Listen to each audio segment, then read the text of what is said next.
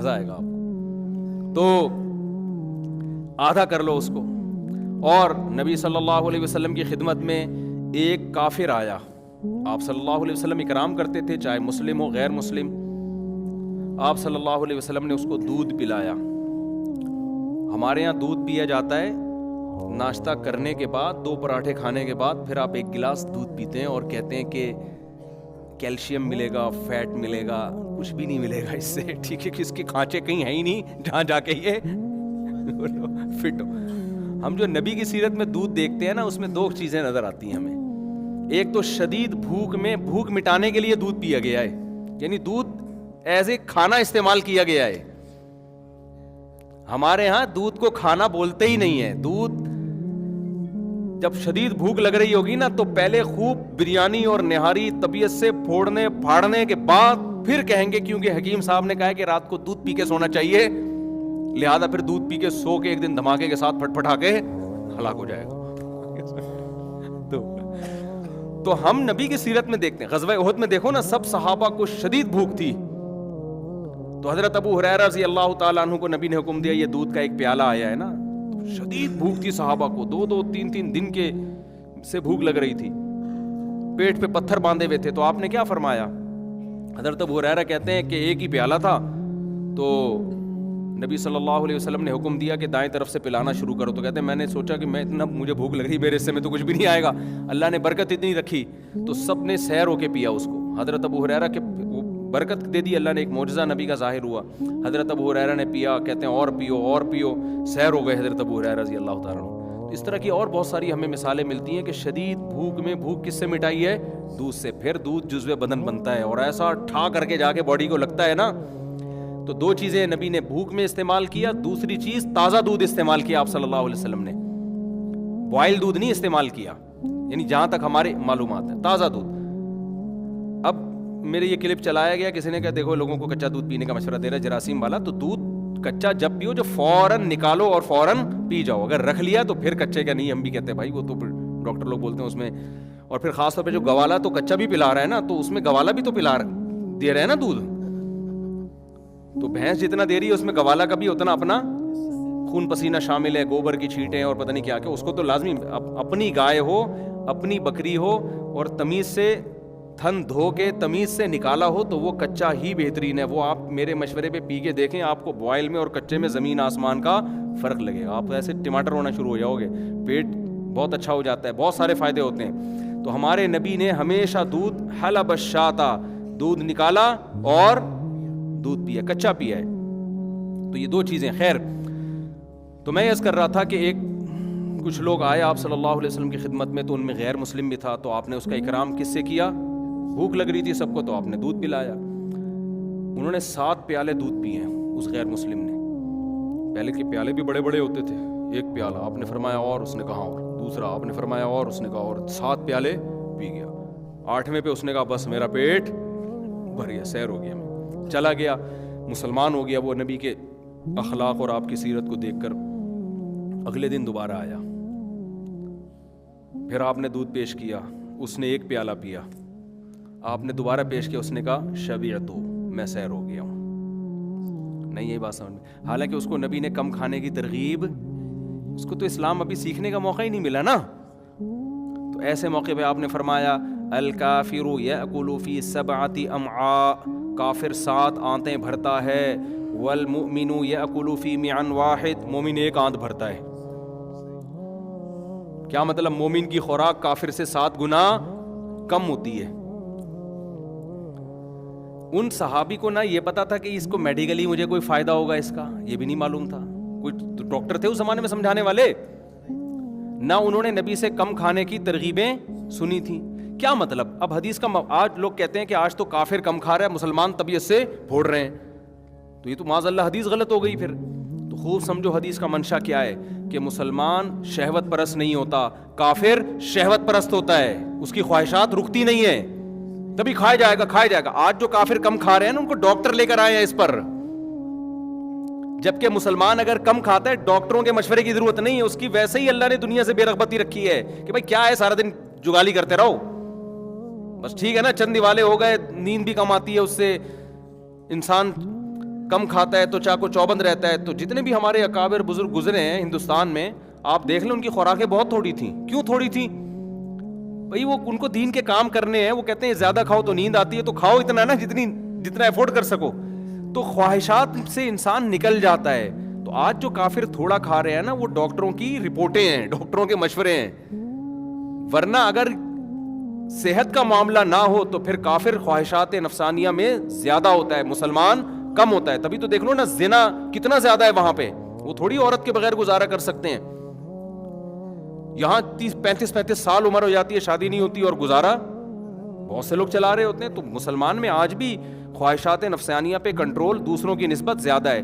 بات یہ ہے کہ ان کو موٹیویشن مل رہی ہے ڈاکٹروں سے, ہمیں نہ مذہب سے مل رہی ہے اور نہ ڈاکٹروں سے مل رہی ہے. ڈاکٹر صاحب کو آپ کسی دعوت میں لے جائیں, آپ سے زیادہ ڈبل, وہ ڈاکٹر جو میرا بیان نہیں سن رہے ان کی بات کر رہا ہوں, وہ آپ سے زیادہ ڈبل, آپ جائیں وہ سگریٹ پی رہے ہوں گے. تو آدمی کہتا ہے یار جب اتنی نقصان دہ تو یہ کیوں پی رہا ہے بھائی؟ ٹھیک ہے نا. تو اب خوب سمجھو, نبی صلی اللہ علیہ وسلم نے کیا فرمایا؟ مسلمان 1 آنت بھرتا ہے اور کافر 7 آنتیں بھرتے ہیں. یعنی اس میں خواہشات نفسانیہ کم ہوتی ہیں. تو آپ نے ان صحابی کو اپریشیٹ کیا کہ نہیں کیا؟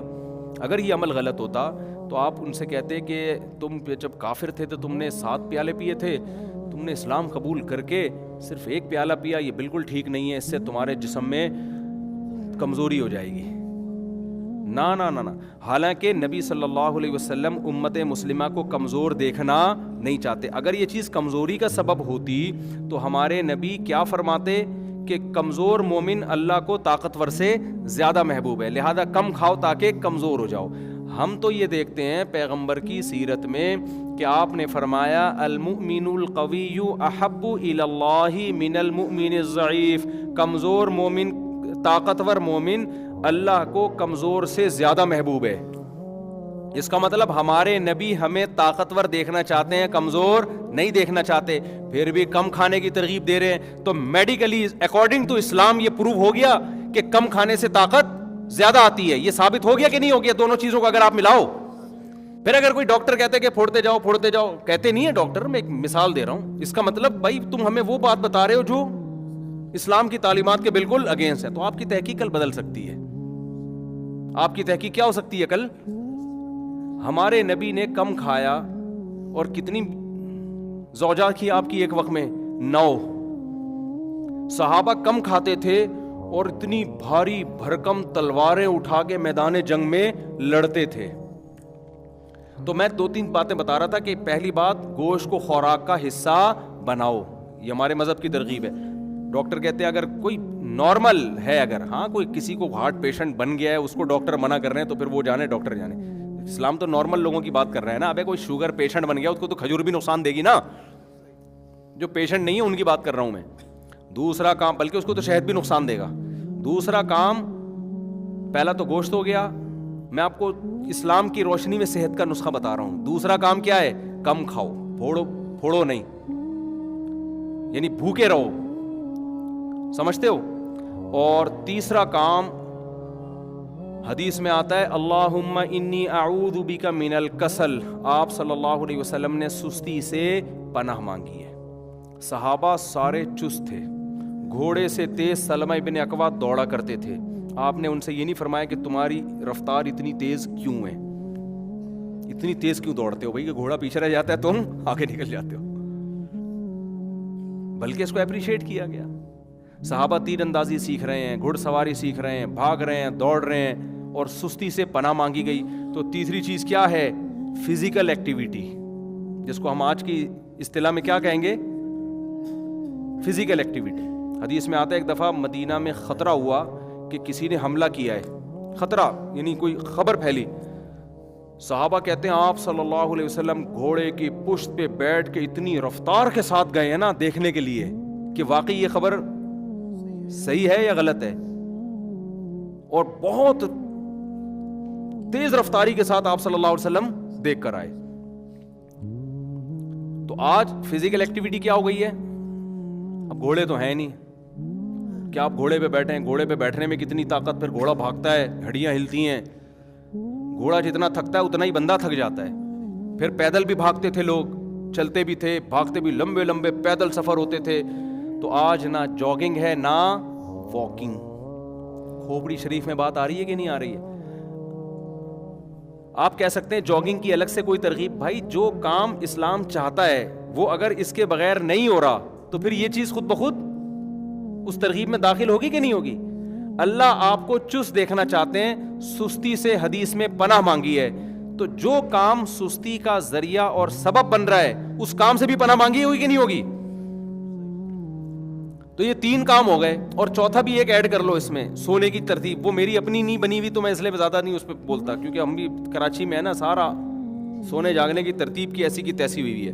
لیکن ہمارے نبی نے ترغیب دیر سے سونے کی دی ہے یا جلدی سونے کی دی ہے؟ کائنڈلی تھوڑا سا بتا دیں. اور دیر سے 12 بجے اٹھنے کی ترغیب دی ہے یا آپ تو رات کے آخری حصے میں نماز پڑھا کرتے تھے.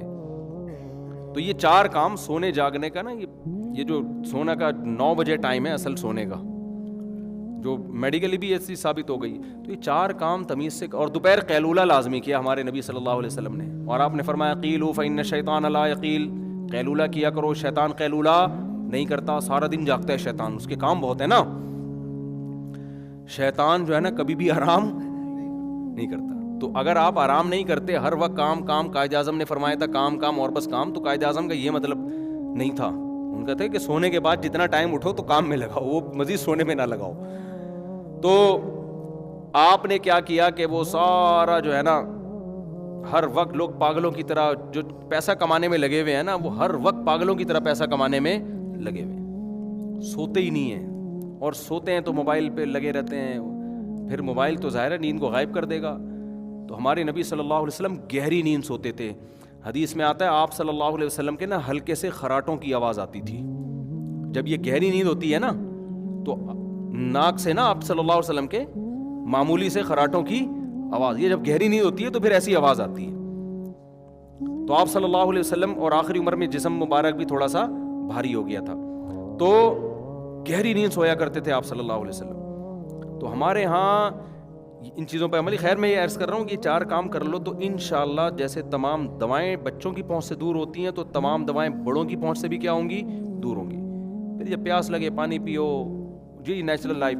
اس کے بعد اگر پھر کوئی خدا نخواستہ بیماری ہوتی ہے, پھر ڈاکٹر جتنے گلاس کا مشورہ دے رہا ہے اس کے مشورے پہ اتنے. اس سے پہلے ڈاکٹر کو کہ خام خواہ کے مشورے لینے کی میرے بھائی کوشش نہ کرو. خام خواہ کا جو ہے نا خطرناک ہو جائے گا, وہ ایسا نہ ہو ریسرچ کی بھینٹ چڑھا دے, کل وہ ریسرچ کیا ہو جائے. اب مثال کے طور پر وہ جو اب تک سبزی کھا رہے ہیں, 15 سال پہلے میری ملاقات ہوئی تھی ان سے, وہ سبزی کھا رہے تھے, کہہ رہے تھے گوشت نہیں کھانا چاہیے, چکن بھی نہیں کھا رہے تھے وہ. تو اب اگر بالفرض ریسرچ چینج ہو گئی, نہیں یہ گوشت کھانا چاہیے سبزی نہیں کھانی چاہیے, تو وہ تو کہیں گے یار ہم نے تو 20 سال کیا کر دیے, لوگ دعوتوں میں چکن بھی پھوڑ رہے ہیں, دمبے بھی چربی ڈال ڈال کے پکا کے پھوڑ رہے ہیں, اور ہماری ایسی کی تیسی, محروم ہو گئے. تو ہندو رہتے ہوں گے 90 سال 100 سال, مجھے نہیں پتا اس کا, سبزی سے رہتے ہیں, لیکن گوشت, ہمارے نانا ماشاءاللہ گوشت کھورتے ہیں, 99 سال میں انتقال ہوا ہے, وہ بھی اللہ کی قدرت تھی, تو ورنہ اتنی صحت تھی ان کی. تو رپورٹیں تو آپ کو ہر طرح کی مل جائیں گی.